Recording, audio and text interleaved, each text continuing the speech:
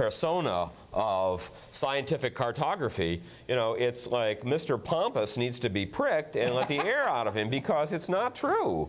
And so I've defended Peters from those kinds of attacks, but I will resist his effort to, you know, for complete hegemony of the map classroom in the name of his particular version, which is one of only very many equivalent projections. Right. I mean, I understand that, you know, it's an equivalent projection, and the lines are straight on them, the grid lines, and they cross at right angles. Yeah. And if you think those things are like overwhelmingly important, as he does, and that people, then there are only 3 choices or 4 choices to choose from. Right. There are fewer number of choices. There still are choices, but I'm less convinced than he is that people who are looking at a map cannot understand that the grid doesn't have to be, as it's not on the globe, this rectilinear grid that you see on his map. Yeah.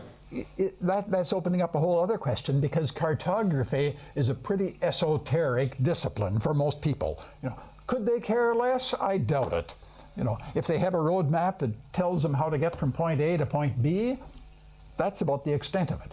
And they're willing to leave these other questions to a small clientele, a small coterie of people who take an interest in those things. Suddenly, we think, and we hope, that the rest of the world, that vast number of people out there, are going to take an interest in maps, and through maps, learn about some other things, other realities of life. Fairness to all people. And sure, Mercator and even the others doesn't give fairness to all people.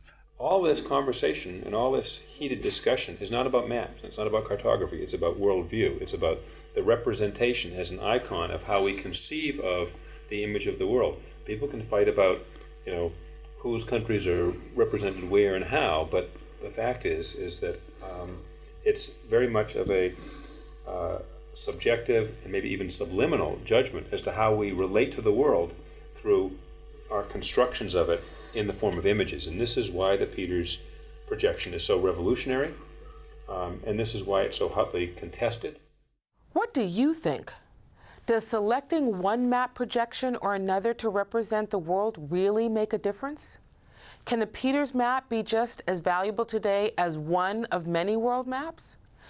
Does it have as great an impact as when it was a lightning rod of controversy by accusing all the other world map images of being Eurocentric, imperialist, and colonialist? How important do you think it is that a world map shows each country according to its exact landmass? Would a world map showing population density be a map that was fairer to all people? How do you represent peoples who don't have their own country? Or do we need several perspectives to have a balanced worldview? Is the state, in fact, the most important organizing device to represent the people on our planet? What happens if we start to think outside of the box of the concept of nation states? Here's an updated map that was first developed in the 1960s by radical cartographer Bill Bungay. Bungay's map shows exactly where the most people live, while avoiding declaring the country boundaries. Bungay's politics? He was part internationalist, part socialist, and part anarchist. But mostly he was concerned with saving the children, making sure young people in Detroit had a decent place to grow up. Even if Dr. Peters asserts, we have to have one map, not for one country, but for the whole world.